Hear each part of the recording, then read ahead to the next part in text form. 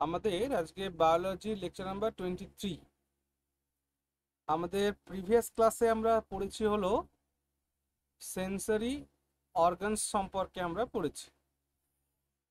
আজকে আমরা পড়তে চলেছি হলো nervous system. Nervous system nervous সিস্টেমটা পড়বো আজকে আমরা। নার্ভাস সিস্টেম কি? নার্ভাস সিস্টেম হচ্ছে আমাদের শরীরে যে সেন্সরি অর্গানসগুলো রয়েছে, যে জ্ঞানেন্দ্রিয়গুলো রয়েছে, তারা যে ইনপুটটাকে কালেক্ট করছে, সেই ইনপুটটাকে ব্রেনে পৌঁছানোটাই হচ্ছে নার্ভাস সিস্টেমের কাজ। তাহলে আমরা আরেকবার বলি নার্ভাস সিস্টেম কি। তাহলে নার্ভাস সিস্টেম হচ্ছে আমাদের যে সেন্সরি অর্গানসগুলো রয়েছে, সেই সেন্সরি অর্গানসের থেকে যে সমস্ত ইনপুটগুলো আমরা পাচ্ছি চক্ষু, কর্ণ, নাসিকা, জিহ্বা, ত্বক থেকে, সেটাকে ব্রেনে যে পৌঁছে দেয় যে পদ্ধতি বা যে সিস্টেম, সেটাই হচ্ছে নার্ভাস সিস্টেম। তাহলে সেন্সরি অর্গানসের পরেই এই চ্যাপ্টারটা আমরা পড়ছি। চলো খাতার মধ্যে হেডিং লাগাও, nervous system. Nervous system nervous সিস্টেমকে বাংলায় আমরা বলবো হচ্ছে স্নায়ুতন্ত্র। স্নায়ুতন্ত্র। নাও নার্ভাস সিস্টেমের যদি আমরা মিনিং এর কথা বলি, যে কথাটা আমরা বললাম সেই জিনিসটাকে একটু লেখার চেষ্টা করো, যে নার্ভাস সিস্টেমটা অ্যাকচুয়ালি কি বললাম।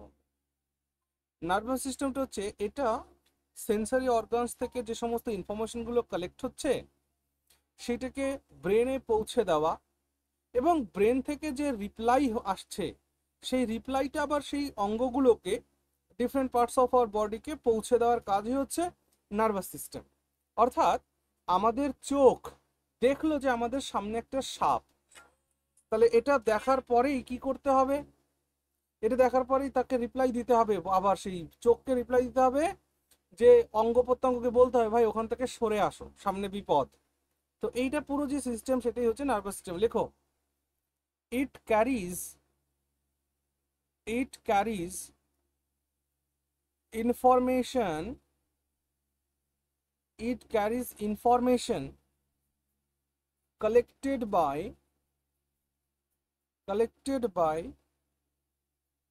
sensory organs to the brain to the brain to the brain ওকে। তাহলে এর কাজ হচ্ছে ইনফরমেশনকে কালেক্ট করা, যে সমস্ত সেন্সরি অর্গানসগুলো পাচ্ছে সেটা, এবং সেটাকে ক্যারি করা কোথায়? ব্রেন পর্যন্ত। আর কি? And and replies replies the reaction information replies the reaction information from brain to the different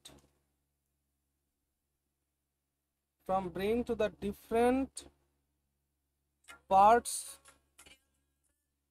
different parts of our body. Okay, and this system is called nervous system. তাহলে আমরা প্রত্যেকেই বুঝতে পেরেছি যে নার্ভাস সিস্টেমটা actually কি। একটু reply দাও, নার্ভাস সিস্টেমটা আমরা বুঝে আরেকটা গেছি। হুম, ওকে, ভেরি গুড। দেখো, অ্যাকচুয়ালি এই যে যে ইনফরমেশনগুলোর কথা বলছি, এই ইনফরমেশনগুলো ট্রান্সপোর্ট হয় আমাদের শরীরে in the form of electrical ইম্পালসেসের মাধ্যমে। এটা খুব ইম্পর্টেন্ট পয়েন্ট, লিখে রাখো পয়েন্ট করে করে। লেখো, the information transported the information transported in the form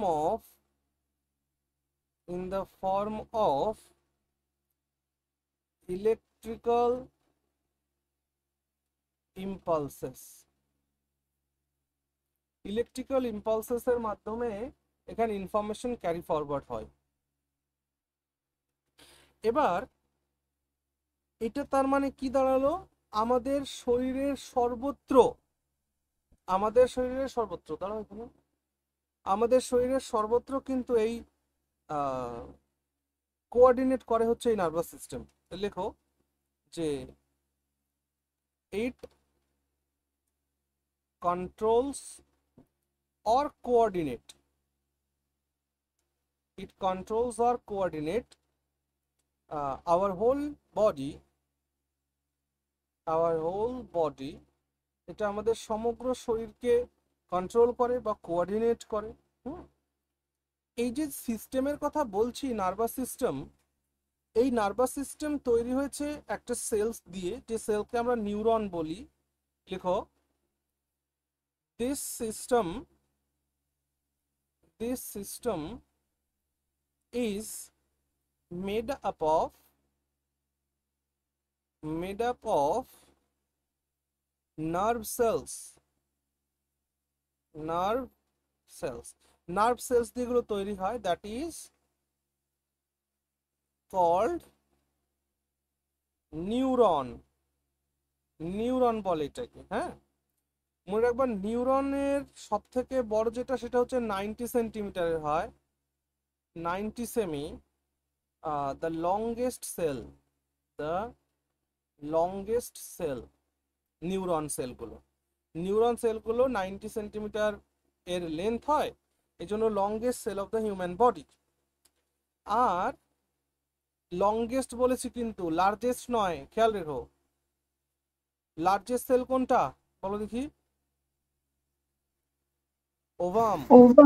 হ্যাঁ, ovum is the largest cell, but here it is the longest, দীর্ঘতম, আর ওটা বৃহত্তম। হ্যাঁ, সুন্দর। চলো, মনে রাখবা নার্ভ সেল কখনো সেল ডিভিশনে অংশগ্রহণ করে না, এটা খুব ইম্পর্টেন্ট পয়েন্ট। দেখো, nerve cells do not take part in cell division, অর্থাৎ নার্ভ সেলস গুলো কখনো সেল ডিভিশনে অংশগ্রহণ করে না। যদি নার্ভ সেলগুলো সেল ডিভিশনে অংশগ্রহণ করত তাহলে মানুষের মৃত্যু হতো না। কথা হলো কিভাবে দাদা? মানুষের মৃত্যু কখন হয়? যখন আমাদের মস্তিষ্কের মৃত্যু ঘটে তখন একটি মানুষের মৃত্যু ঘটে। হৃদস্পন্দন বন্ধ হয়ে যাওয়ার অর্থ এই নয় যে মানুষটি মারা গেছে। হৃদস্পন্দন বন্ধ হয়ে যাওয়ার পরেও 4 ঘন্টা আমাদের ব্রেন নার্ভ সেলস অ্যাক্টিভ থাকে। সেই সময়ের জন্য দেখবে যদি কোনো মানুষকে হসপিটালে নিয়ে যাওয়া হয়, সেখানে যদি তার ডিমাইস হয় তাহলে দেখবে কি হয়, সেখানে 4 ঘন্টা হসপিটালে রাখে। কেন রাখা হলো? কারণ 4 ঘন্টার মধ্যে তার হার্ট আবারও অ্যাক্টিভ হতে পারে, বাট ব্রেন অ্যাক্টিভ হবে না ব্রেন একবার ডেথ হলে।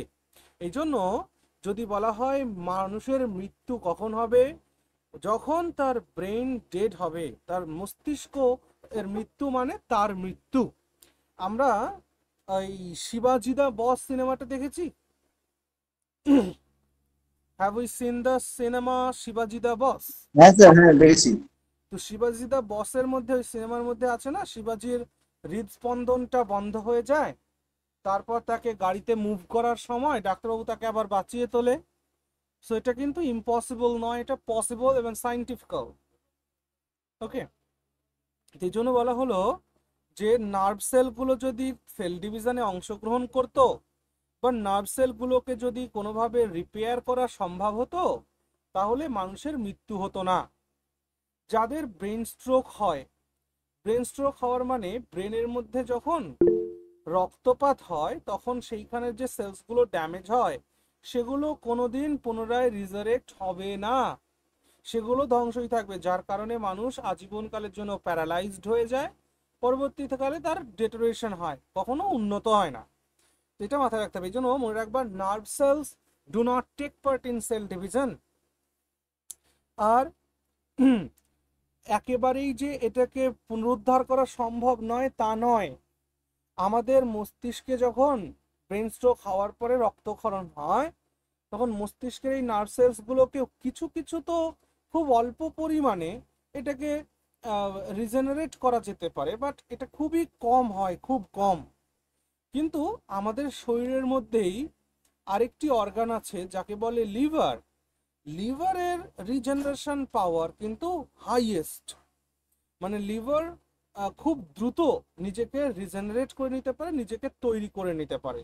কিন্তু সেই দিক থেকে মস্তিষ্ক হচ্ছে আমাদের শরীরের এমন একটি অর্গান যা সব থেকে কম এই রিজেনারেশন হয়। তাই লিখে রাখো, পয়েন্ট দুটো আমি লিখে দিচ্ছি। লিখো, brain has the lowest regeneration power. ব্রেইনের সব থেকে কম রিজেনারেশন পাওয়ার আছে। আর যদি এদিক থেকে আমরা লিভারের কথা বলি, তো লিখে রাখো এটা, লিভার হ্যাজ দ্য হাইয়েস্ট। দাদা একটু ইন্টারাপ্ট করছি, আমি না স্ক্রিনটা দেখতে পাচ্ছি না, আমি কি একবার লেফট নিয়ে নেবো? হ্যাঁ, লেফট নিয়ে আবার জয়েন করো। বাকি ওকে। সবাই দেখতে পাচ্ছ তো স্ক্রিন? হ্যাঁ দাদা। হ্যাঁ, রিজেনারেশন পাওয়ার। তাহলে লিভার হচ্ছে হাইয়েস্ট রিজেনারেশন পাওয়ার, ব্রেনের লোয়েস্ট রিজেনারেশন পাওয়ার। গেল এই পর্যন্ত আলোচনা। এবার দেখো, আমাদের সারা শরীর নার্ভাস সিস্টেম দিয়ে ঘেরা, আমাদের সারা শরীরে। হ্যাঁ, যার কারণে পায়ের আঙ্গুল থেকে মাথা পর্যন্ত কোথাও যদি কিছু হয় আমরা কিন্তু বুঝে যাই সঙ্গে সঙ্গে। সেই জন্য আমাদের শরীরের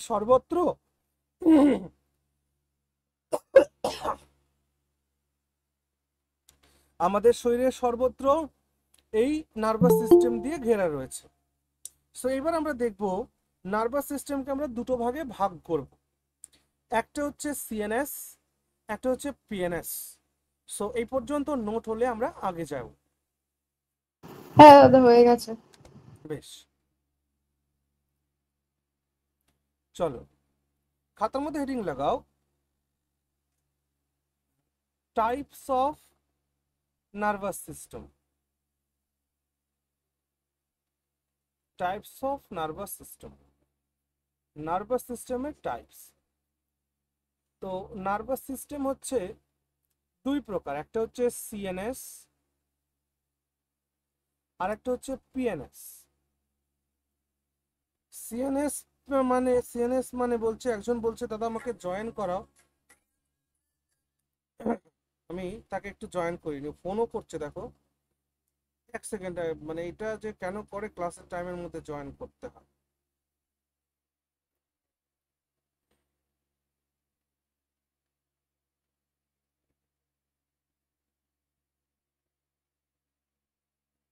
এই যে জয়েনের রিকোয়েস্ট পাঠিয়েছিল, সে জয়েন হয়েছে তো? হ্যাঁ দাদা হয়ে গেছে, হয়ে গেছে, থ্যাংক ইউ। তাহলে কি বলছি, types of nervous system. Nervous system দুই প্রকার, একটা হচ্ছে সিএনএস, একটা হচ্ছে পিএনএস। সিএনএস মানে কি? সিএনএস মানে আমাদের দেহের একদম মিডিল বরাবর যে নার্ভাস সিস্টেমটা রয়েছে, মিডিল বরাবর, অর্থাৎ ব্রেন রয়েছে আমাদের মিডিল বরাবর, আর রয়েছে স্পাইনাল কর্ড। আচ্ছা, তাহলে সিএনএস এর ফুল ফর্মটা লিখে রাখো, যেটা হলো central nervous system. Central nervous system. আর পিএনএস মানে হচ্ছে পেরিফেরাল। পেরিফেরাল মানে বোঝো, পেরিফেরাল মানে পাশাপাশি যেগুলো রয়েছে, পেরিফেরাল, পেরিফেরাল নার্ভাস সিস্টেম। তাহলে সিএনএস আর পিএনএস। সেন্ট্রাল নার্ভাস সিস্টেমটা আমাদের বডির মিডিল পার্টে পাওয়া যায়। লিখো, found found in middle part of our body, found in middle part of our body. আর এটাকে কোথায় পাওয়া যাবে? এটা সেন্ট্রাল নার্ভাস সিস্টেমের সাথে যুক্ত থাকবে, হাতের থেকে আসবে, পায়ের থেকে আসবে, হ্যাঁ, এসে সেন্ট্রাল নার্ভাস সিস্টেমের সাথে এসে যুক্ত হবে। সেটাই হচ্ছে পেরিফেরাল নার্ভাস সিস্টেম। তাহলে এটা লেখো যে these are attached to the central nervous system. Central nervous system, তাহলে এটা সেন্ট্রাল নার্ভাস সিস্টেমের সাথে যুক্ত থাকে। ওকে, আমরা পিএনএস এর কথা যদি বলি, পিএনএস কে আমরা দুটো ভাগে ভাগ করি, একটা হচ্ছে সোম্যাটিক নার্ভাস সিস্টেম আর একটা হচ্ছে অটোনমাস নার্ভাস সিস্টেম। ঠিক আছে, হ্যাঁ, সোম্যাটিক নার্ভাস সিস্টেম মানে আমাদের শরীরে যে ভলেন্টারি মাসেলস আছে, ভলেন্টারি মাসেল মানে ঐচ্ছিক পেশি, ঠিক আছে, সেই ঐচ্ছিক পেশির সাথে পিএনএস থেকে সিগন্যাল পাঠানো হয়। আর পিএনএস হচ্ছে কোনটা, সরি, অটোনমাস নার্ভাস সিস্টেম কোনটা, নন ভলেন্টারি মাসেলের সাথে। যাক, ওটা আমি নোট করিয়ে দিচ্ছি, ইটস ওকে, নো প্রবলেম। তাহলে পেরিফেরাল নার্ভাস, দেখো যে নার্ভাস সিস্টেমটা তাহলে কি হচ্ছে, সেন্ট্রাল নার্ভাস সিস্টেমের সাথে যুক্ত হচ্ছে। আচ্ছা, এক্সাম্পল দিয়ে দাও। সেন্ট্রাল নার্ভাস সিস্টেমের এক্সাম্পল হচ্ছে ব্রেন আর হচ্ছে spinal cord. Spinal cord, brain আর স্পাইনাল কর্ড, ঠিক আছে। আর পেরিফেরালের মধ্যে কি আছে একটু পরে দেখবা, এখান থেকে কিছু নোট করো। এই পর্যন্ত এখানে শেষ হলো, এবার কিছু নোটস। যেমন নার্ভস যেগুলো ব্রেনের সাথে যুক্ত থাকে, হ্যাঁ, সেই নার্ভগুলোকে বলা হয় কার্নিয়াল নার্ভ। আর এই কার্নিয়াল নার্ভের সংখ্যা হচ্ছে 12 জোড়া। আর যে নার্ভগুলো মানে এইখানে আমরা তো দেখো ভালো করে শোনো, আমরা যে সেন্ট্রাল নার্ভের এক্সাম্পল দিলাম সেটা কি দিলাম, সেন্ট্রাল নার্ভের এক্সাম্পল দিলাম হচ্ছে ব্রেন আর হচ্ছে স্পাইনাল কর্ড। তাহলে পিএনএস এর এক্সাম্পল লিখতে হবে, সেইটার জন্য বলছি, পিএনএস এর এক্সাম্পলের জন্য বলছি। একটা লেখো যে কার্নিয়াল নার্ভস, আর একটাকে লেখো হচ্ছে স্পাইনাল নার্ভস। স্পাইনাল নার্ভস এই যে দুই প্রকারের। তাহলে কার্নিয়াল নার্ভস কোনটা দাদা, স্পাইনাল নার্ভস কোনটা, সেটা আমরা লিখবো এখানে। সবার প্রথমে তো যে নার্ভসগুলো ব্রেনের সাথে অ্যাটাচড আছে, অর্থাৎ লেখো nerves nerves nerves attached to the brain. Hello, হ্যাঁ হ্যাঁ হ্যাঁ হ্যাঁ, আচ্ছা আচ্ছা, হুম,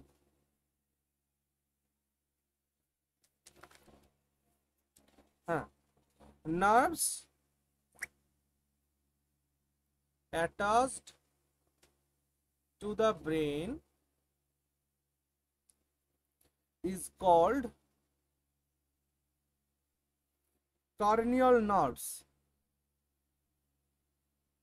Cranial nerves গেল। আর এটা মনে রাখবে, number of cranial nerves equal to 12 pairs, 12 জোড়া মানে 24 পিস, 24 পিসেস। আর হচ্ছে কি আমরা দেখলাম, স্পাইনাল নার্ভস। তাহলে লেখো nerves attached to the spinal cord, spinal cord, যে সকল নার্ভগুলো স্পাইনাল কর্ডের সাথে যুক্ত সেগুলোকে বলা হয় called spinal nerves. Spinal nerves বলা হয়। আর number of spinal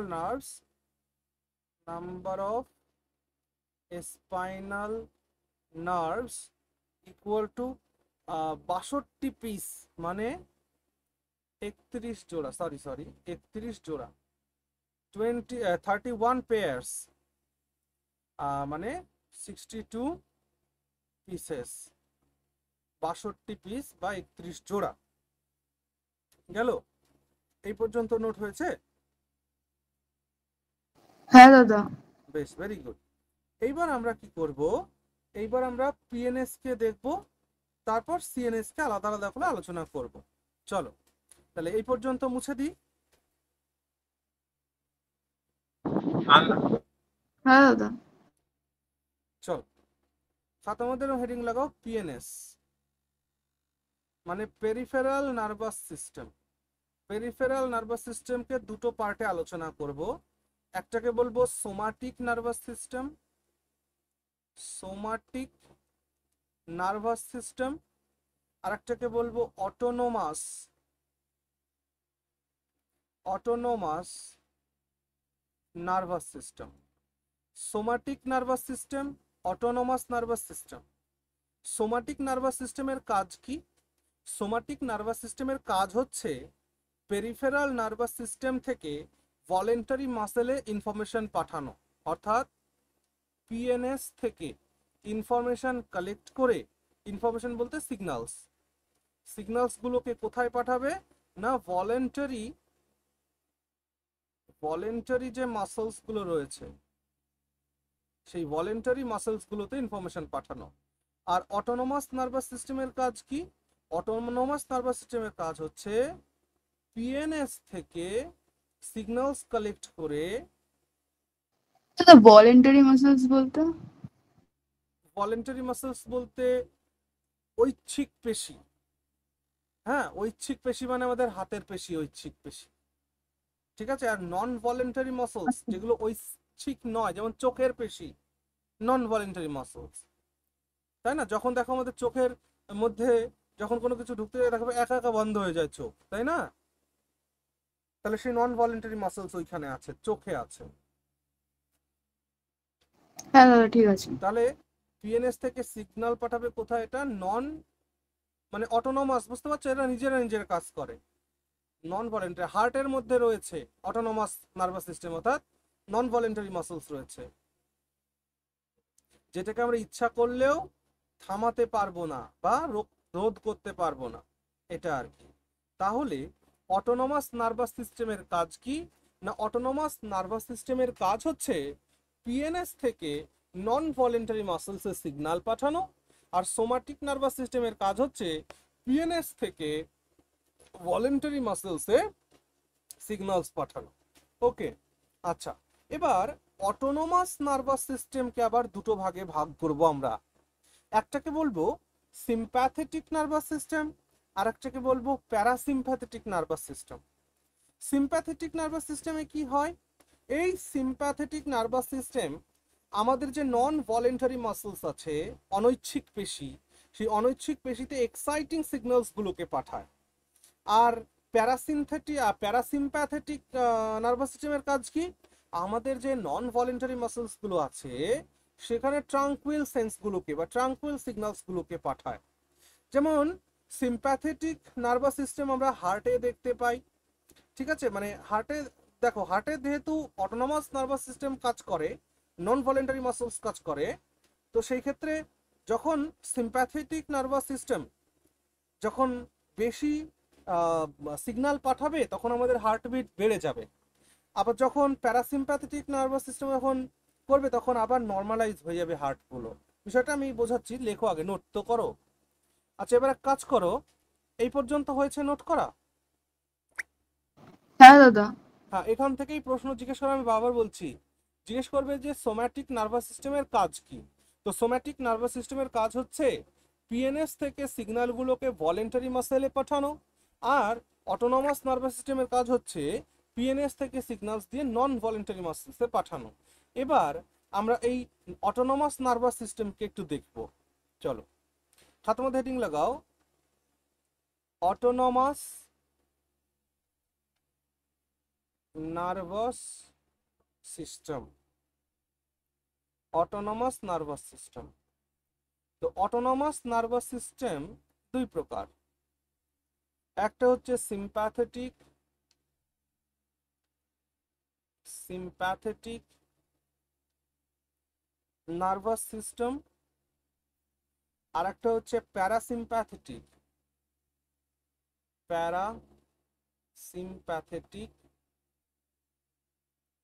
parasympathetic nervous system. এখানে কি দেখো, লেখো sense exciting signals to the non-voluntary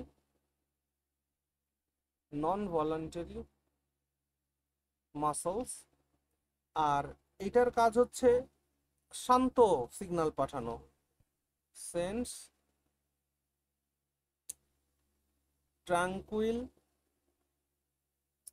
এক মিনিট, TRANQUIL, ট্রাঙ্কুইল সিগন্যালস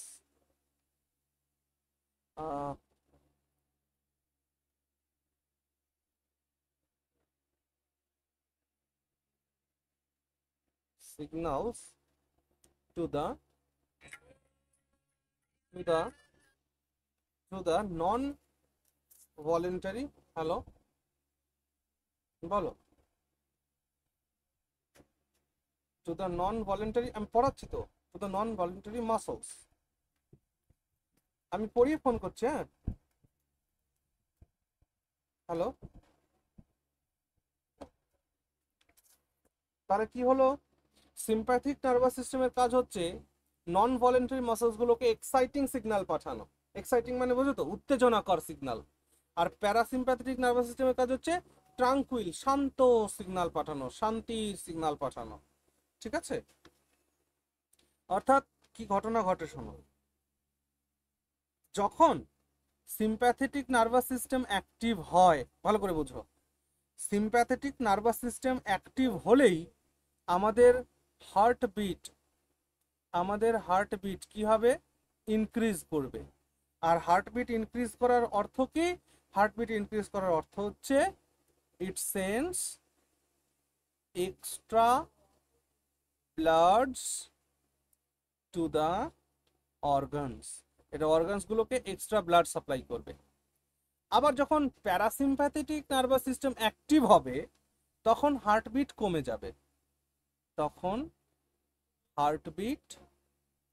যাবে, আর হার্টবিট কমে গেলেই কি হবে, সমস্ত অর্গানগুলো নর্মালাইজ হয়ে যাবে। হ্যাঁ, নর্মালাইজ দ্য অর্গানস, ওকে, বুঝতে পারলাম আমরা। তাহলে সিম্প্যাথেটিক নার্ভাস সিস্টেম যখন অ্যাক্টিভ হবে তখন হার্টবিট বেড়ে যাবে, হার্টবিট বাড়লেই রেসপেক্টিভ অর্গানগুলোতে ব্লাড ফ্লো ইনক্রিজ হবে, এক্সট্রা ব্লাড পাঠাবে। আর যখন প্যারাসিম্প্যাথেটিক নার্ভাস সিস্টেম অ্যাক্টিভ হবে তখন হার্টবিট কমে যাবে, আর তাতে করে অর্গানগুলো নর্মালাইজ হয়ে যাবে। ওকে, বুঝতে পারছি বিষয়গুলো? হ্যাঁ দাদা। বেশ, তাহলে পেরিফেরাল নার্ভাস সিস্টেমের আলোচনা আমাদের হলো। এবার আমরা সেন্ট্রাল নার্ভাস সিস্টেমকে নিয়ে আলোচনা করব। অর্থাৎ সেন্ট্রাল নার্ভাস সিস্টেমের মধ্যে আমরা দাদা ব্রেনকে পাবো। বলছি এই যে অ্যাক্টিভটা ওটা ডিপেন্ড করে কিসের ওপর, মানে কখন অ্যাক্টিভ হবে? দেখো, এই সকল নার্ভাস সিস্টেমগুলো ডিপেন্ড করবে দ্য হরমোনস এর ওপর। ভালো করে শুনে রাখো, যখন অ্যাড্রিনালিন হরমোনের সিক্রেশন আমাদের মধ্যে হবে তখন সিম্প্যাথেটিক নার্ভস অ্যাক্টিভ হয়ে যাবে, বুঝতে পারছো? যখন নন অ্যাড্রিনালিন হরমোনের সিক্রেশন হবে তখন প্যারাসিম্প্যাথেটিক নার্ভস অ্যাক্টিভ হয়ে যাবে। পড়েছি আমরা এইগুলো জিনিসগুলো। হ্যাঁ দাদা। আমাদের যখন প্রচুর পরিমাণে রাগ হয়, দেখেছো, রাগ হলে কারো কারো চোখ মুখ লাল হয়ে যায়। এই যে রাগ হলে চোখ মুখ লাল হওয়ার কারণটা কি, ওই অর্গানগুলোতে এক্সট্রা ব্লাড ফ্লো করা হয়েছে হার্টের দ্বারা। যখন তার রাগ শান্ত হলো, হার্টবিট কমে আসলো, অর্গানগুলো নর্মালাইজ হয়ে গেল। বা যখন আমাদের সেক্সুয়াল ইন্টারকোর্স যখন চলে তখনও দেখবে, তখন টেস্টিস থেকে যখন টেস্টোস্টেরন হরমোনের সিক্রেশন হবে এবং তার সাথে সাথে যখন অ্যাড্রিনালিন হরমোনের সিক্রেশন হবে তখন সিম্প্যাথেটিক নার্ভ বা এই সিস্টেমটা অ্যাক্টিভ হয়ে যাবে। তখন রেসপেক্টিভ অর্গানস আমাদের কি হবে, সেটা ব্লাড ফ্লো ইনক্রিজ হবে। আবার যেটা প্যারাসিম্প্যাথেটিক নার্ভাস সিস্টেম অ্যাক্টিভ হলে সেটা নর্মালাইজ হবে। ওকে, বেশ, আসো এবার আমরা হ্যাঁ সেন্ট্রাল নার্ভাস সিস্টেম দেখি। মুছে দিই তাহলে এটা। হ্যাঁ দাদা। চলো খাতার মধ্যে রিং লাগাও সিএনএস, আমি শর্ট ফর্মে লিখছি সিএনএস। সিএনএস মানে সেন্ট্রাল নার্ভাস সিস্টেম। তাহলে সিএনএস এর মধ্যে আমরা দুটো জিনিসকে দেখেছিলাম। সিএনএস এর মধ্যে দুটো জিনিস, একটা দেখেছিলাম হচ্ছে ব্রেন, আর একটা দেখেছিলাম হচ্ছে আমরা স্পাইনাল কর্ড। স্পাইনাল কর্ড, তাহলে ব্রেন আর স্পাইনাল কর্ড। তাহলে এবার সবার আগে আমরা ব্রেন কি নিয়ে আলোচনা করি। চলো হেডিং লাগাও ব্রেন, পয়েন্ট পয়েন্ট করে লিখবো। সবার প্রথমে তো লিখবো ব্রেনের ওয়েট। ব্রেনের ওয়েট, তো weight of the brain is, average wait লিখবো কিন্তু, হ্যাঁ সব গড়ের ওজন লেখা হয়, 1400 গ্রাম। ব্রেনের ওজন হচ্ছে 1400 গ্রাম। বা এটা মনে রাখবা যে এটাও প্রশ্ন জিজ্ঞেস করেছে 5% of our body weight. Body weight, আমাদের বডি ওয়েটের 5%, ঠিক আছে। ব্রেন আমাদের শরীরের মধ্যে যে অক্সিজেনটা যায় বা আমাদের শরীরের মধ্যে যে গ্লুকোজটা যায়, তার ব্রেন একাই 20% কনজিউম করে ফেলে। তো লেখো এভাবে লেখো, ব্রেন অ্যালোন, ব্রেন একা consumes, brain alone consumes 20% of O2 plus glucose, O2 plus glucose,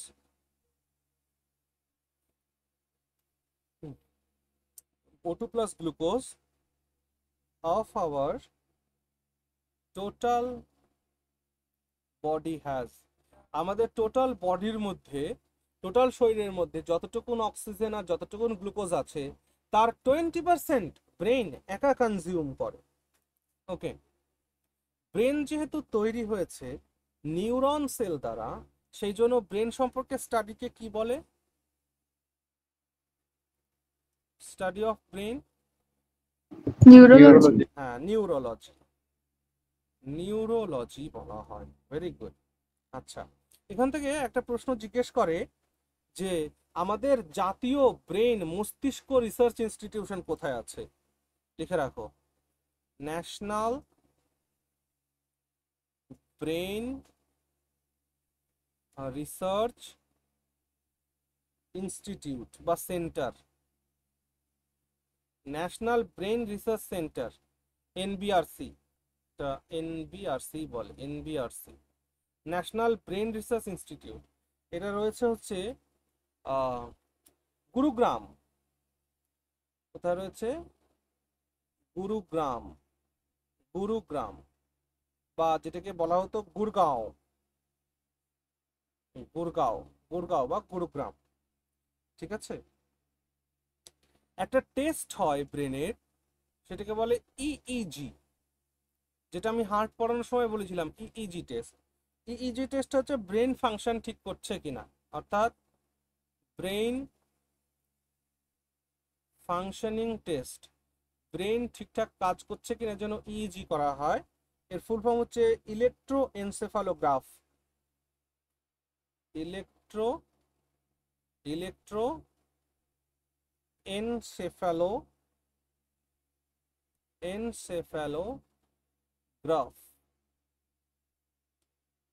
এনসেফালোগ্রাফ, ঠিক আছে।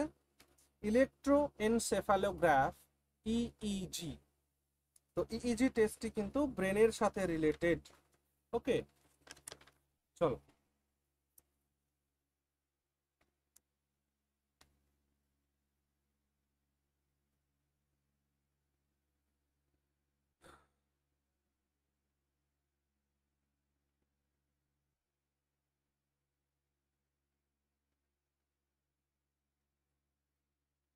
এটা তো হয়ে গেছে।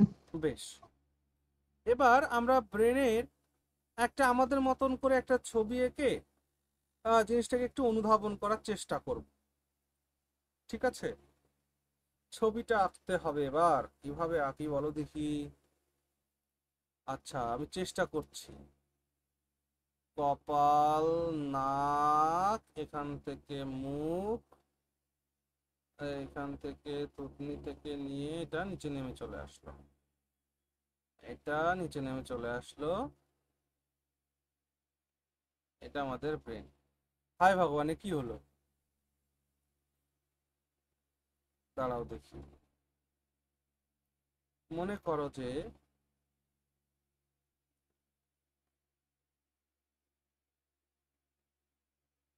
এইবার হচ্ছে, মনে হচ্ছে এই যে অনেকটা এরকম, তাই না?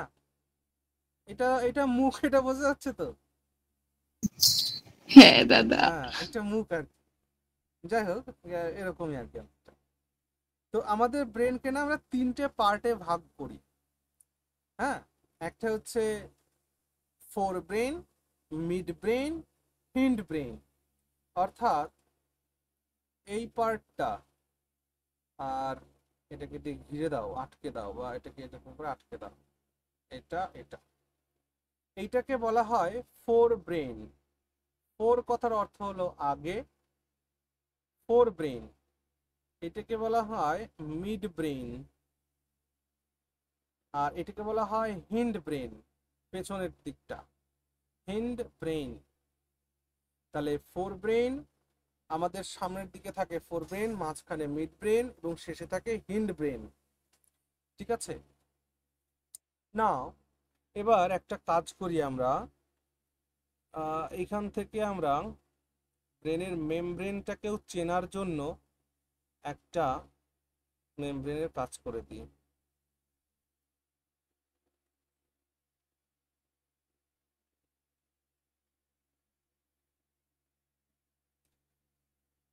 আহ,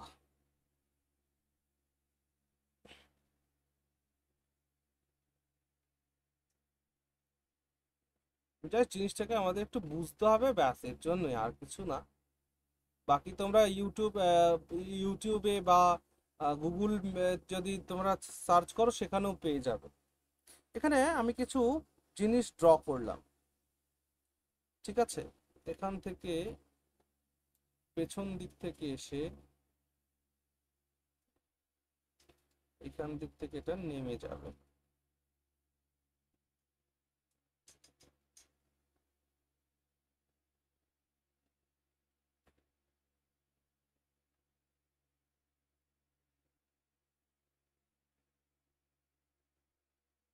সর্বপ্রথমে তো বলে এইটাকেই বলা হয় হচ্ছে স্পাইনাল কর্ড। এটা হচ্ছে স্পাইনাল কর্ড, ঠিক? এবার এই যে যে পার্টটা দেখতে পাচ্ছ, এই পার্টটাকে বলা হয় মেনেঞ্জিস। আমরা মেনেঞ্জিসকে আলাদা করে আলোচনা করব, জাস্ট লিখে রাখো, এটাকে বলা হয় মেনিনজিস। মেনিনজিস, এটাকে মেনিনজিস বলে এই পার্টটাকে। ফোর ব্রেন হয়ে গেল। মানে ব্রেনে যখন থাকবে ওই পার্টটাকে বলছি, মানে ওই হ্যাঁ দাগটাকেই তো আমি স্পাইনাল কর্ড বলছি নিচে আসলে। হ্যাঁ, এটা মেনিনজিস আর কি, এই ব্রেন থেকে আর কি আসছে, এখানে জয়েন্ট পয়েন্ট, জাংশন পয়েন্ট আছে। ও আচ্ছা ঠিক আচ্ছা। আছে, হুম, এটাই নয় আর কি, এটা নয়, এটা নয়, এখান থেকেই স্পাইনাল কর্ড আসছে, ব্রেন থেকে। এটা হচ্ছে মেনিনজিস, মেনিনজিসের মধ্যেই ব্রেনটা থাকে। মানে এইটার মাঝখানে যেটা দেখতে পাচ্ছ না, এইটুকুন হচ্ছে ব্রেন। এই যে আমরা ছবিটা জাস্ট এরকম করে এঁকেছি বটে, বাট এইটুকুন হচ্ছে ব্রেন।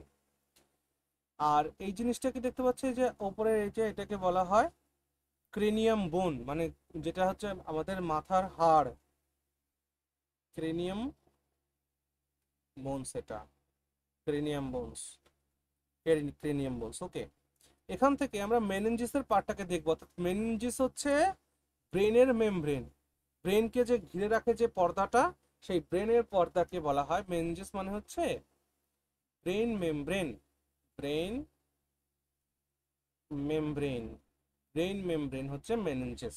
ওকে, মেনিনজিস থেকে আমি আলাদা করে দেখব এখন। চলো দেখি তাহলে। এটুকু নোট হয়েছে? হ্যাঁ দাদা হয়ে গেছে। বেশ, বিষয়টা কি হচ্ছে, মেনিনজিসের বিষয়টা আমি দেখানোর চেষ্টা করছি। মেনিনজিসের মধ্যে কতগুলো পার্ট থাকে আমরা এটা দেখব। যে এটা কতগুলো লেয়ার থাকে সেটা খেয়াল করবে। একটা, দুটো, তিনটে, আর একটা হচ্ছে চারটে। সো এইটা হচ্ছে আমাদের ব্রেন। ভালো করে বুঝবে। আমরা এটা কিসের ফিগার ড্র করেছি বলতে? এটা আমরা মেনিনজিসের মেনিনজিসের ফিগার ড্র করেছি। মেনিনজিসের ফিগার। তো একদম আউটার লেয়ার যেটা দেখতে পাচ্ছ, এই আউটার লেয়ারটাকে বলা হয় ডিউরোমিটার, ডিউরোম্যাটার বলা হয়। ডিউরোম্যাটার, ডিউরোম্যাটার বলা হয়। তার পরের যে পার্টটা দেখতে পাচ্ছ, এই পার্টটাকে বলা হয় হচ্ছে আর্কনয়েড। আর্কনয়েড বলা হয় এটাকে। এ আর অ্যারাকনয়েড, ARACHNOID, অ্যারাকনয়েড, অ্যারাকনয়েড বলা হয় এটাকে। আর এই যে যে পার্টটা দেখতে পাচ্ছ, এই পার্টের মধ্যে এক প্রকারের ফ্লুইড থাকে, তরল থাকে, ফ্লুইড। এই ফ্লুইডটা আমাদের ব্রেনটাকে বাইরের আঘাত থেকে রক্ষা করে।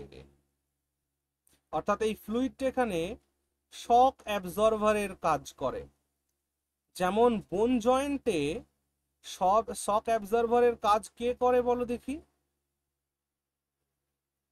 কোন ফ্লুইড যখন জয়েন্টে? Synovial fluid. Synovial fluid. আর ব্রেন শকটাকে, এই যে যে ফ্লুইডগুলো আমি এখানে ড্র করলাম, এই জিনিসগুলো, এইগুলোকে বলা হয় হচ্ছে সেরিব্রোস্পাইনাল, সেরিব্রোস্পাইনাল, এটা আরো, হ্যাঁ, সেরিব্রোস্পাইনাল ফ্লুইড এটাকে বলে। এই সেরিব্রোস্পাইনাল ফ্লুইড এর কাজ হচ্ছে acts as shock absorber, acts as shock absorber, শক অ্যাবজর্ব হিসাবে কাজ করে। ঠিক আছে? আর এই যে যে লেয়ারটা, এই লেয়ারটাকে বলা হয় পিয়ামিটার, পিয়াম্যাটার। ঠিক আছে? তাহলে প্রত্যেকটা পার্ট হয়ে গেল মেনিনজিসের মধ্যে। বাইরের লেয়ারটা হচ্ছে ডুরামিটার, তারপর এটা হচ্ছে আর্কানয়েড, তারপর এটা হচ্ছে পিয়ামিটার, তারপর এটা হচ্ছে এই আর্কানয়েড আর পিয়ামিটারের মধ্যে যে লিকুইডটা থাকে, সেই লিকুইডটাকে বলা হয় সেরিব্রোস্পাইনাল ফ্লুইড, যেটা ব্রেনটাকে একটা শকটাকে অ্যাবজর্ব করার জন্য বা শক অ্যাবজর্ভারের কাজ করে, যাতে ব্রেন পর্যন্ত না পৌঁছায়। ঠিক আছে? আর আমাদের যখন এক ধরনের ব্যাকটেরিয়া আছে, সেই ব্যাকটেরিয়াকে বলা হয় নেসেরিয়া ব্যাকটেরিয়া, নেসেরিয়া মেনিনজাইটিডাস। নেসেরিয়া মেনিনজাইটিডাস নামক ব্যাকটেরিয়া আমাদের মস্তিষ্কের এই মেনেনজিস পার্টটাকে যখন অ্যাটাক করে, তখন আমাদের এক ধরনের রোগ হয়। সেই রোগটাকে বলা হয় চমকি বুখার বা দিমাগি জ্বর বা মস্তিষ্ক জ্বর বলা হয় এটাকে, বা মস্তিষ্ক প্রদাহ বলা হয় এই রোগটাকে। এখান থেকে একটা প্রশ্ন জিজ্ঞেস করে লিখে রাখো যে a disease called meningitis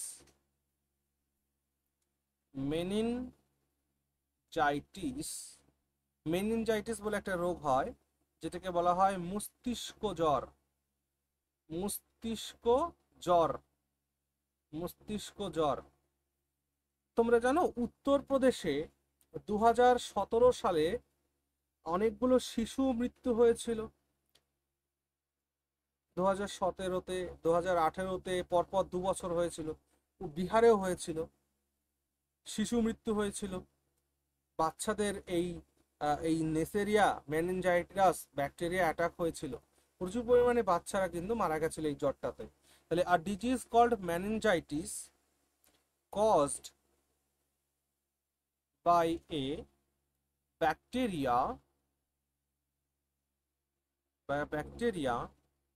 called ওটাকে বলা হয় হচ্ছে নেসেরিয়া,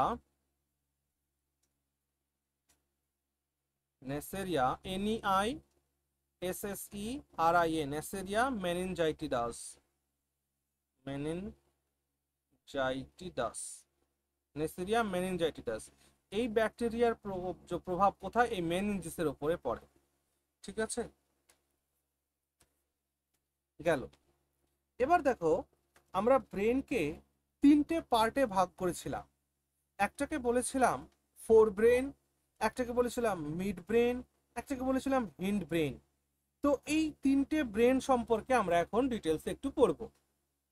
সো মে আই রাবিট? হ্যাঁ দাদা, বাট বলছি এটা কি মেনিনজাইটিডাস? হ্যাঁ, ঠিক MENIN। আছে। এখানে আবার এস থেকে আসলো? এই এসটা নেই কিন্তু। ও, এটা তো এন, ওই এসটা এন হবে আর কি, সরি সরি। হ্যাঁ। MENIN, meningitis, Neisseria meningitis, the bacteria is called। আর এই ব্যাকটেরিয়ার দ্বারা মেনিনজাইটিস ডিজিজটা হয়। অ্যাটাক কোথায় হয়? মেনিনজিসে। প্রশ্ন জিজ্ঞেস করেছে বহুবার, মেনিনজাইটিস কোথায় অ্যাফেক্ট করে? তো মেনিনজাইটিস ব্রেনকে অ্যাফেক্ট করে। ব্রেনের যে পার্ট, ব্রেন মেমব্রেন, সেই ব্রেন মেমব্রেনকে বলা হয় মেনিনজেস, সেই মেনিনজেসকে অ্যাটাক করে। ওকে, ভেরি গুড। চলো, এবার আমরা এক এক করে ব্রেনের পার্টগুলোকে দেখব। সবার আগে আমরা ফোর ব্রেনকে দেখব। চলো, হেডিং লাগাও, ফোর ব্রেন। ফোর ব্রেন, এটাকে বলা হয় অগ্র মস্তিষ্ক। অগ্র মস্তিষ্ক, মধ্য মস্তিষ্ক আর পশ্চাৎ মস্তিষ্ক। মস্তিষ্কের তিনটে ভাগ, ফোর ব্রেন। দেখো, ফোর ব্রেনকে দুটো পার্টে ভাগ করা হয়েছে। একটাকে বলা হয় হচ্ছে সেরিব্রাম, সেরিব্রাম CEREBRUM। আর একটা পার্টকে বলা হয় হচ্ছে ডিএনসেফালন। একটাকে বলা হয় সেরিব্রাম, আর একটাকে বলা হয় ডিএনসেফালন। আর এই ডিএনসেফালনের মধ্যে চারখানা জিনিস আছে, থ্যালামাস, হাইপোথ্যালামাস, আর একটা আছে তোমার অ্যামিগডালা, আর একটা আছে হিপ্পোক্যাম্পাস। এই চারটে জিনিস এখানে রয়েছে। তো ফোর ব্রেন খুব ইম্পর্টেন্ট। চলো, তাহলে ফোর ব্রেনকে আমরা দুটো ভাগে ভাগ করে আলোচনা করব। একটাকে আমরা বলবো সেরিব্রাম, CEREBRUM, সেরিব্রাম। আর একটা পার্টকে আমরা বলবো ডিএনসেফালন,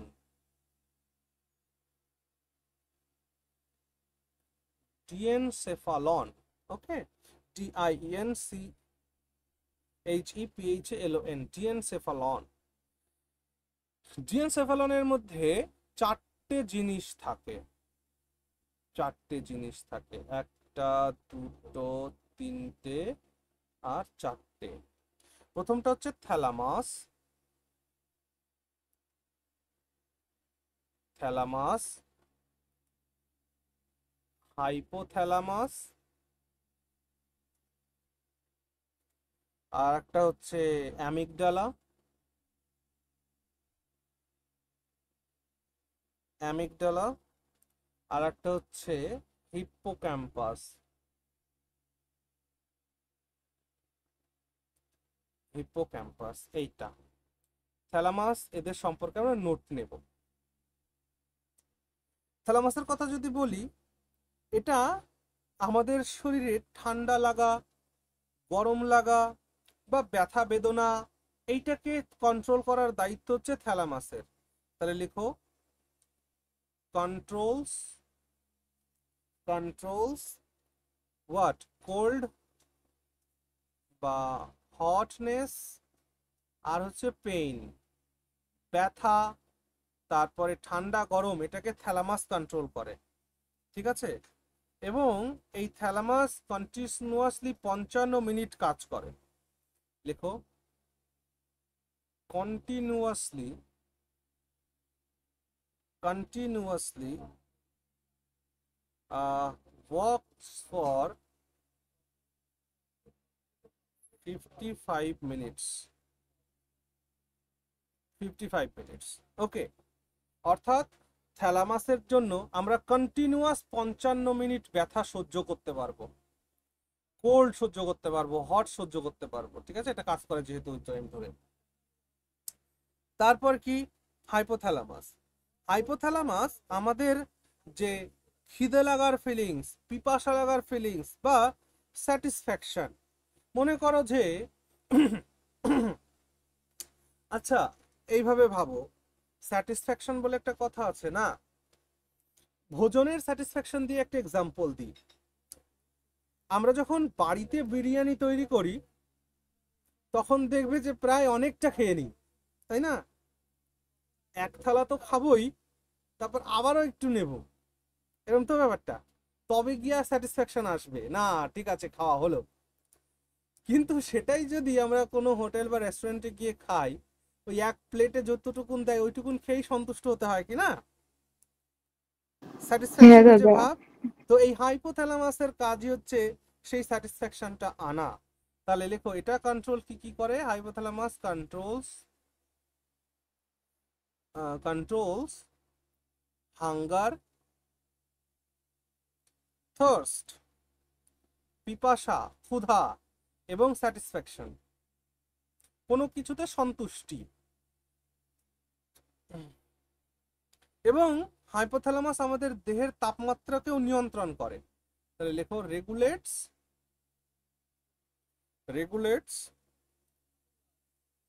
বডি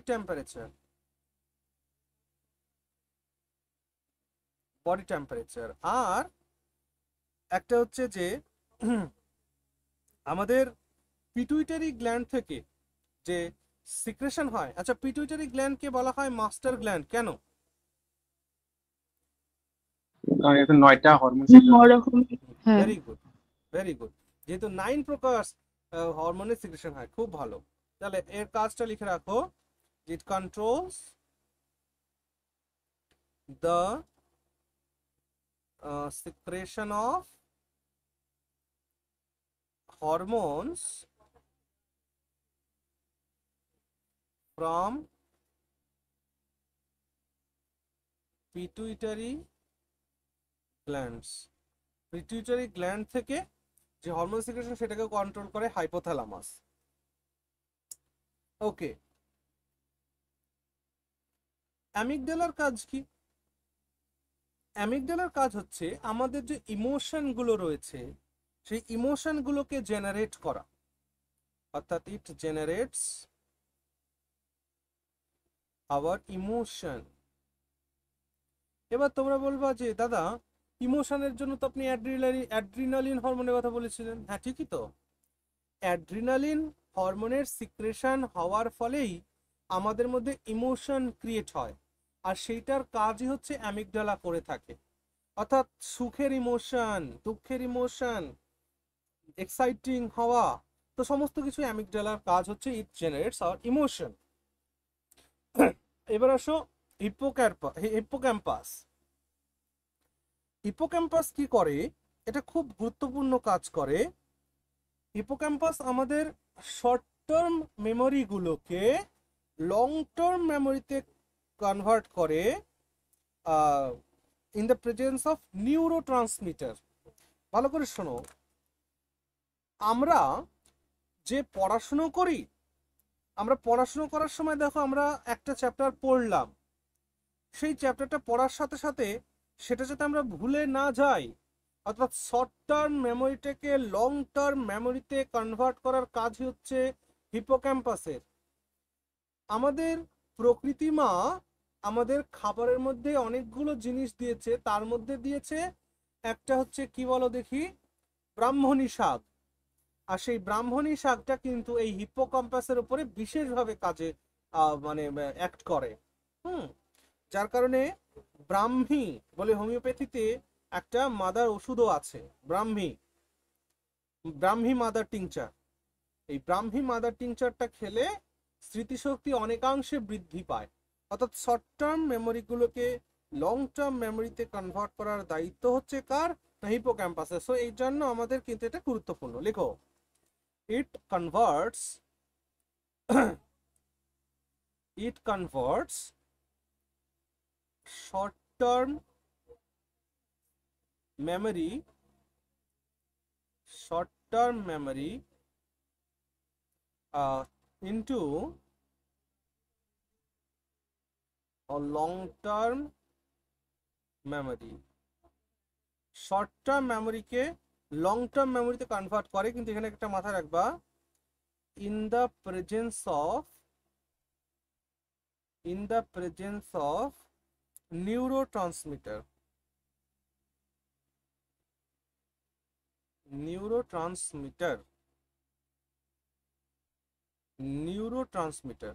নিউরোট্রান্সমিটারের মাধ্যমে এটা শর্ট টার্ম মেমোরিকে লং টার্ম মেমোরিতে কনভার্ট করে। গেল। এবার দেখো আমাদের আলোচনা করব সেরিব্রামকে নিয়ে। সেরিব্রামও কিন্তু গুরুত্বপূর্ণ একটা পার্ট, কিসের?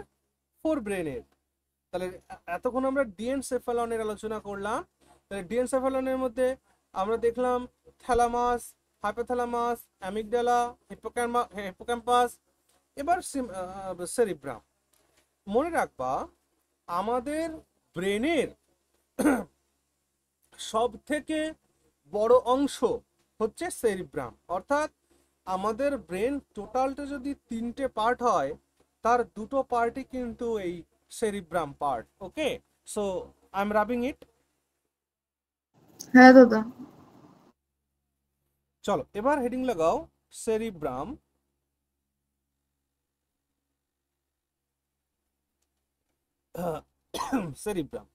সেরিব্রামটা কি? সেরিব্রামটা হচ্ছে the largest part of hour brain. আমাদের ব্রেনের লার্জেস্ট পার্ট, অর্থাৎ মনে রাখবা 2/3 অফ ব্রেনের 2/3 পার্ট এটি।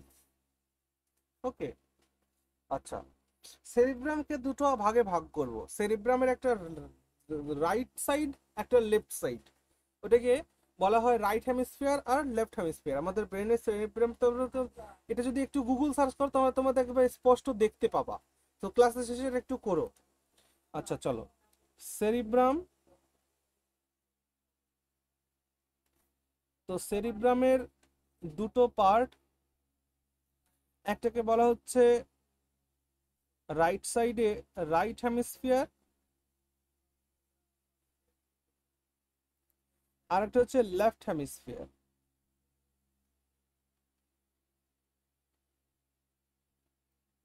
রাইট হেমিস্ফিয়ার আর লেফট হেমিস্ফিয়ার।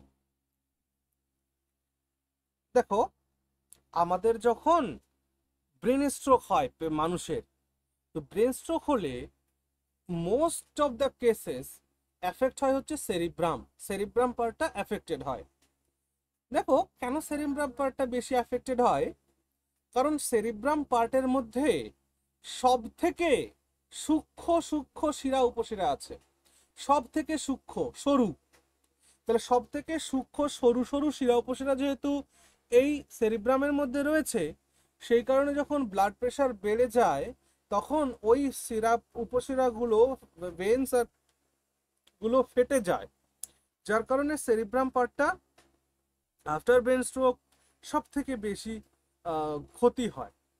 আর মনে রাখবা যে আমাদের ব্রেনের ডান পাশ যদি অকেজো হয় তাহলে আমাদের শরীরের বাম পাশ ক্ষতি হবে, আর যদি ব্রেনের বাম পাশে কিছু হয় শরীরের ডান পাশে ক্ষতি হবে। এটার জন্যই লিখে রাখো এটা, যে right hemisphere of cerebrum controls the left part of our body. আমাদের বডির লেফট পার্টকে রাইট হেমিস্ফিয়ার কন্ট্রোল করে, আর left hemisphere controls the right part of our body. আমাদের শরীরের ডান পাশ কন্ট্রোল করে লেফট হেমিস্ফিয়ার, আর বাঁ পাশ কন্ট্রোল করে রাইট হেমিস্ফিয়ার। মনে থাকবে?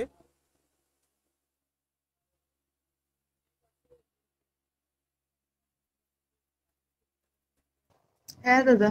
বেশ, এবার দেখো এই রাইট হেমিস্ফিয়ারের কিছু কিছু কাজ ভগবান ভাগ করে দিয়েছে, আবার লেফট হেমিস্ফিয়ারেরও কিছু কিছু কাজ ভগবান ভাগ করে দিয়েছে। কারো ক্ষেত্রে রাইট হেমিস্ফিয়ার ডেভেলপড হয়, কারো ক্ষেত্রে লেফট হেমিস্ফিয়ার ডেভেলপড হয়। ঠিক আছে, সকলের যে রাইট হেমিস্ফিয়ার লেফট হেমিস্ফিয়ার দুটোই মানে ইয়ে হবে, ডেভেলপড হবে এমন কিন্তু নয়। মানে 100%-এর মধ্যে 99.9% 99.9% দেখা যাচ্ছে যে একটা ইন্ডিভিজুয়ালের হয় রাইট হেমিস্ফিয়ার নাহলে লেফট হেমিস্ফিয়ার ডেভেলপড হবে। কিন্তু খুব কম সংখ্যক 0.01% আমরা খেয়াল করব যে তাদের বোথ হেমিস্ফিয়ার ইজ অ্যাক্টিভ। কেন এমনটা আমি বলছি, বুঝতে পারবে এখন। রাইট হেমিস্ফিয়ার শুধু যে বডির লেফট রাইট পার্ট কন্ট্রোল করে তা নয়, it controls our thinking,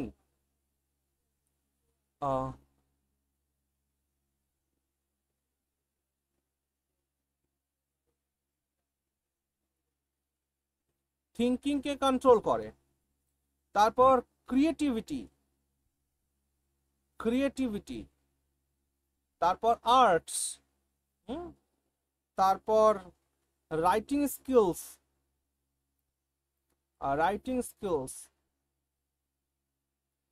etc. তার মানে যাদের ব্রেনের রাইট হেমিস্ফিয়ারটা ডেভেলপড তাদের থিঙ্কিং বেটার হবে, তাদের মধ্যে ক্রিয়েটিভিটি থাকবে, তাদের মধ্যে আর্টস থাকবে, শৈল্পিক গুণাবলী থাকবে, হ্যাঁ, রাইটিং স্কিলস তাদের মধ্যে থাকবে, তাদের হাতের লেখা ভালো হবে। বুঝতে পারছো তো? তার মানে আমার বোধহয় রাইট হেমিস্ফিয়ারটা ভালো না, এরকম একটা ব্যাপার। আর লেফট হেমিস্ফিয়ার কি করবে? এটা আমাদের চিন্তা শক্তি, অঙ্ক করা, রিজনিং, ইন্টেলিজেন্স, এগুলোকে ইয়ে করে। এর জন্য ব্রেনের লেফট হেমিস্ফিয়ার যত বেশি উন্নত হবে তার মধ্যে, হ্যাঁ, aptitude, reasoning, mathematical ability, intelligence এগুলো পাওয়া যাবে। তাহলে লিখে রাখো, ইট কন্ট্রোলস। তাহলে এটা কন্ট্রোলস করবে কি না? অ্যাপটিটিউড। এটা ছোটবেলায় মনে রাখতাম কিভাবে বলো তো? অ্যাপটিটিউড, রিজনিং, তারপর ম্যাথমেটিক্যাল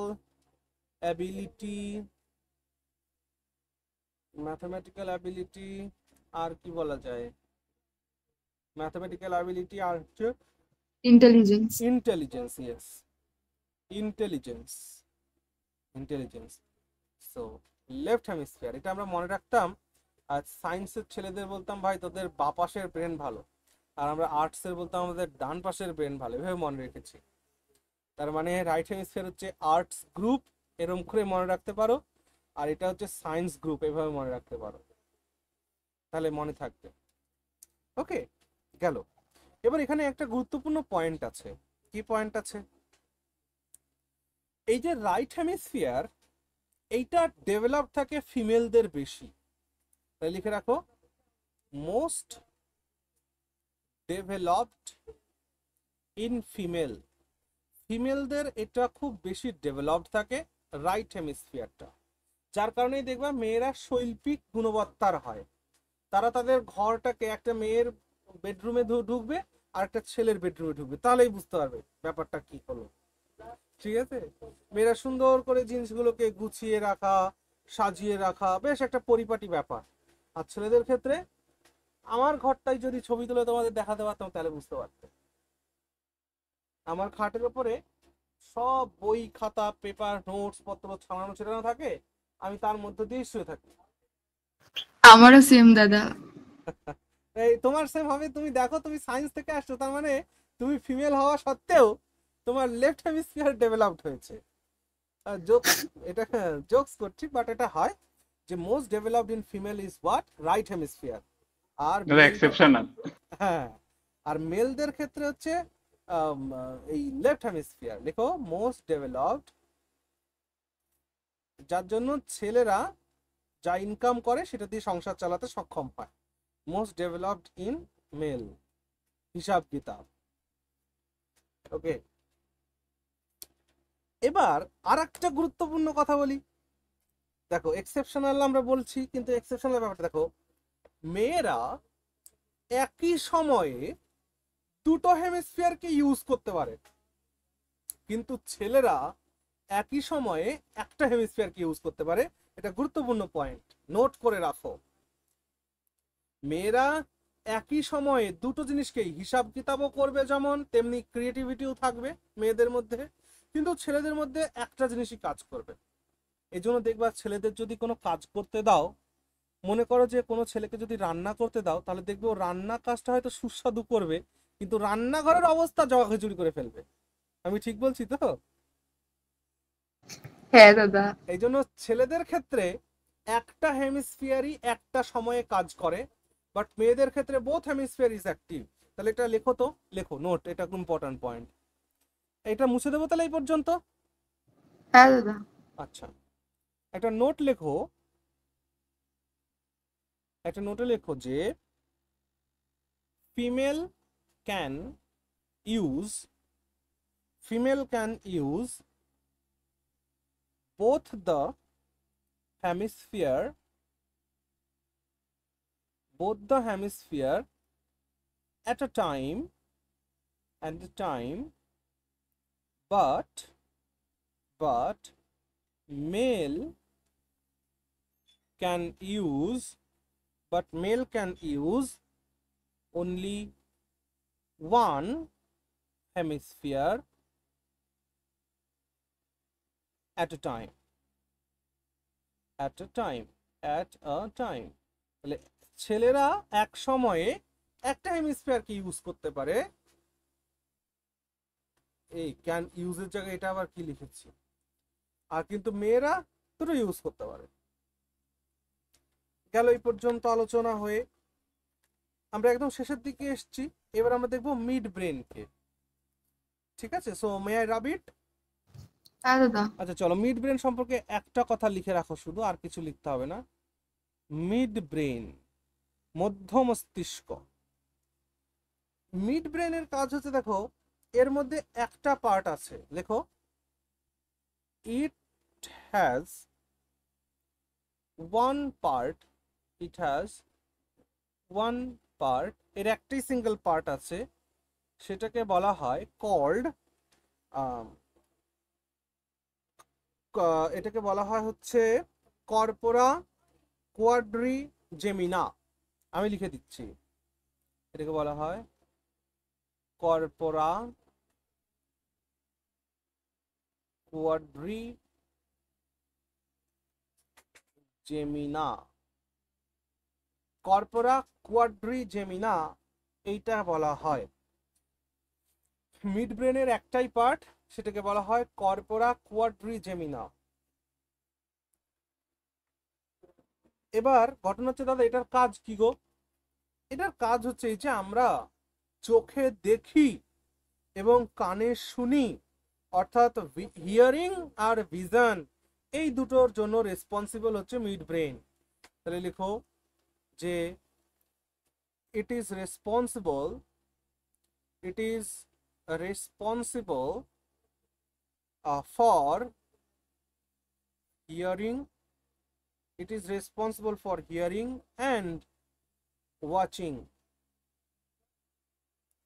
hearing and watching মানে ভিশন যেটাকে আমরা বলছি, শ্রবণ এবং দৃশ্যমান বা দৃষ্টি, শ্রবণ এবং দৃষ্টিতে মানে কাজ করে মিড ব্রেন। আচ্ছা এবার আসি হিন্ড ব্রেন, অর্থাৎ পশ্চাৎ মস্তিষ্ক। হিন্ড ব্রেনের দুটো পার্ট আছে, একটাকে বলা হয় সেরিবেলাম, একটাকে বলা হয় মেডুলা অবলাঙ্গাটা। তো যাই নাকি, এটা মুছে হ্যাঁ দিতে দাদা। হবে। হ্যাঁ হ্যাঁ। খাতার মধ্যে হেডিং লাগাও হিন্ড ব্রেন, হিন্ড ব্রেন, HIND, হিন্ড, হিন্ড মানে পেছন, হিন্ড BRAIN, হিন্ড ব্রেন। হিন্ড ব্রেনের দুটো পার্ট, একটা হচ্ছে সেরিব্লাম, আর একটা হচ্ছে মেডুলা অবলাঙ্গাটা। মেডুলা অবলাঙ্গাটা একটা সেরিব্লাম, মেডুলা অবলাঙ্গাটা। সেরিব্লামের কাজ কি দাদা? আমাদের দেহের ভারসাম্য রক্ষা করার কাজ সেরিব্লামের। যারা প্রচুর পরিমাণে মদ খায়, মাতাল, সেই মাতালরা সেরিব্লামকে কন্ট্রোল করতে পারে না। অর্থাৎ যখন আমাদের শরীরে অ্যালকোহল কনজিউম হয় তখন সেরিব্লাম ব্যালেন্স ডিসব্যালেন্স হয়। ঠিক আছে, দেখো তো আমি একটা কথা বললাম, ডিসব্যালেন্স বললাম না আমি? এইটা যদিও আমি কিন্তু আমার পরিবেশ শিখিয়েছে, আমি কিন্তু শিখিনি ডিসব্যালেন্স। তো মাথায় রাখবা, ডিসব্যালেন্স বলে কোনো শব্দ হয় না, শব্দটা হচ্ছে ইমব্যালেন্স। মনে থাকবে, পরীক্ষায় প্রশ্ন জিজ্ঞেস করে কিন্তু ব্যালেন্সের অপোজিট কি। হ্যাঁ, ব্যালেন্সের অপোজিট ইমব্যালেন্স, ডিসব্যালেন্স নয়। এই ডিসব্যালেন্স কথাটা যে কোত্থেকে এসছে ভগবান জানে, আমরা নিয়মিত শুনি তাই বলে দিয়েছি আমি। So sorry for my word, it is not disbalance, imbalance. Cerebrum imbalance হলেই আমাদের দেহের ভারসাম্য রক্ষা করবে। তার মানে সেরিব্লামের কাজ হচ্ছে আমাদের বডি ব্যালেন্সকে রাখা, দেহের ভারসাম্য রক্ষা করা। লিখো, ইট কন্ট্রোলস আওয়ার বডি ব্যালেন্স। বডির ব্যালেন্স এটা আমাদের কন্ট্রোল করে, এটাই একটা কাজ সেরিব্লামের। আর মেডুলা অবলাঙ্গাটার কথা যদি বলি, তো মেডুলা অবলাঙ্গাটা আমরা পড়েছি, বলো তো দেখি মেডুলা অবলাঙ্গাটা সম্পর্কে মনে আছে কিনা। মেডুলা অবলাঙ্গাটা কি কি কন্ট্রোল করে মনে পড়ছে? যে মেডুলা অবলাঙ্গাটা সম্পর্কে আমরা পড়েছিলাম, হ্যাঁ দাদা, যেখান হ্যাঁ থেকে দাদা, স্পাইনাল পড়েছি। কর্ডটা স্টার্ট হয়, পেছনের মস্তিষ্ক। এটা আমাদের respiratory rate, pulse rate, heartbeat, blood pressure এগুলোকে কন্ট্রোল করে। লেখো, হ্যাঁ। রেসপিরেটরি রেট, তারপরে হার্ট রেট, তারপর কি বলে, ব্লাড প্রেশার,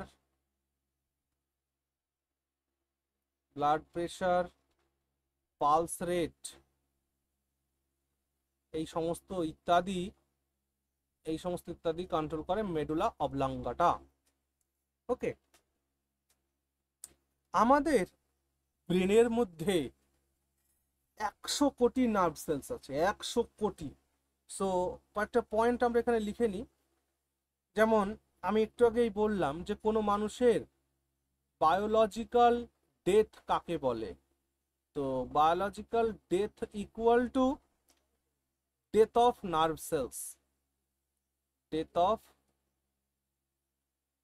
সেলস। আমাদের শরীরের নার্ভ সেলস গুলোর মৃত্যু ঘটলেই ডেথ হবে। তারপর আমাদের শরীরের মধ্যে নার্ভ সেলসের সংখ্যা কত? 10 বিলিয়ন। নাম্বার অফ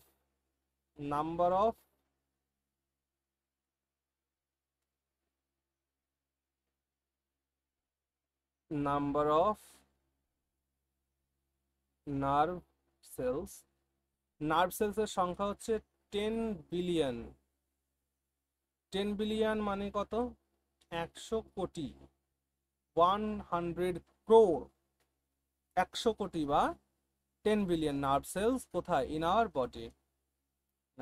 আমাদের বডিতে নার্ভ সেলসের সংখ্যা 100 কোটি, 10 বিলিয়নস। ওকে, 10 বিলিয়নস। স্যার, 1000 করুন না। হ্যাঁ হ্যাঁ, দেখো এটা কত হয়, 100 না 1000 ওটা দেখো না, কিন্তু 10 বিলিয়নটা মনে রাখবে। ঠিক আছে, চলো লাস্ট একটা আলোচনা আছে, সেটা হচ্ছে স্পাইনাল কর্ড। দেখো, কোটিতে ভাই পরীক্ষায় প্রশ্ন জিজ্ঞেস করা হয়নি, বিলিয়ন মনে রাখবে, 10 বিলিয়ন। আচ্ছা, স্পাইনাল কর্ড আমাদের যে প্রতিবর্তক ক্রিয়া আছে না, যেটাকে আমরা রিফ্লেক্স অ্যাকশন বলি। হ্যাঁ, সেই রিফ্লেক্স অ্যাকশনকে মানে রেগুলেট করে হচ্ছে স্পাইনাল কর্ড। আর এই রিফ্লেক্স অ্যাকশনকে আবিষ্কার করেছিল কি জানো? মার্শাল হল। এখান থেকে প্রশ্ন জিজ্ঞেস করেছে বলে আমি লিখে দিচ্ছি, এটা লেখো যে spinal cord it regulates what না রিফ্লেক্স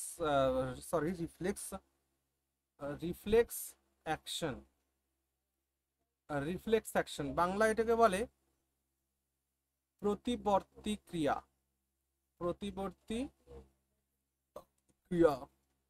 এই প্রতিবর্তী ক্রিয়াকে রেগুলেট করে। মনে রাখবে যে এই রিফ্লেক্স অ্যাকশন এটা discovered by Sir John Marshall Hall. Just Marshall Actile, হ্যাঁ, মার্শাল হলের দ্বারা। আচ্ছা, রিফ্লেক্স অ্যাকশন কি জিনিস আমি বলে দিচ্ছি, লেখো এক্সাম্পল অফ রিফ্লেক্স অ্যাকশনের এক্সাম্পল। 1 নাম্বার, দেখো নাকের মধ্যে যখন কিছু ঢোকে তখন আমাদের হাঁচি পেয়ে যায় না সঙ্গে সঙ্গে, নাকি আমাদেরকে বলতে হয় যে এবার একটু হাঁচো, এমন কি, নাকি সঙ্গে সঙ্গে কাজটা হয়? সঙ্গে সঙ্গে হয়। হ্যাঁ, এটাই হচ্ছে রিফ্লেক্স অ্যাকশন, প্রতিবর্তী ক্রিয়া। তাহলে কিভাবে লিখবো? লেখো, বাংলাতেই লেখো, নাকের মধ্যে কিছু ঢুকলে হাঁচি পাওয়া একটা রিফ্লেক্স অ্যাকশন। তারপরে আবার আমরা যখন সাপ দেখে লাফ দিয়ে সরে যাই, এটাও একটা রিফ্লেক্স অ্যাকশন। সাপ দেখে কি হয়, লাফিয়ে সরে যাওয়া, এটাও একটা রিফ্লেক্স অ্যাকশন। আবার গরম জিনিসে আমাদের শরীর কোথাও টাচ হলে সঙ্গে সঙ্গে যে সরিয়ে নি, এটাও একটা রিফ্লেক্স অ্যাকশন, এটাও লিখে রাখো। গরম জিনিসে ছোঁয়া লাগলে দ্রুত হাত সরিয়ে নেওয়া, এটাও একটা রিফ্লেক্স অ্যাকশনের এক্সাম্পল। ওকে, তাহলে এর সাথে সাথে মোটামুটি আমাদের যে নার্ভাস সিস্টেম, সেই নার্ভাস সিস্টেমও শেষ হয়ে গেল। নেক্সট ক্লাসে আমরা রিপ্রোডাকশন সিস্টেম পড়ব। আর রিপ্রোডাকশন সিস্টেম আমরা খুব শেষের দিকে চলে এসেছি। রিপ্রোডাকশন সিস্টেম পড়ার পর আমরা পড়ব হচ্ছে হিউম্যান ডিজিজ। আর এর মাধ্যমে তাহলে আমাদের বায়োলজি শেষ হয়ে যাচ্ছে, জুলজি শেষ হচ্ছে, তারপর আমরা বোটানিতে যাব। সেল যা আছে, এভলিউশন থিওরি যা আছে, এগুলো আমরা ওইটার মধ্যে কমপ্লিট করে দেবো। ওকে, তাহলে আজকের ক্লাসে এই পর্যন্তই থাকলো। সবাই খুব খুব ভালো থেকো। ওকে, গুড নাইট। হ্যাঁ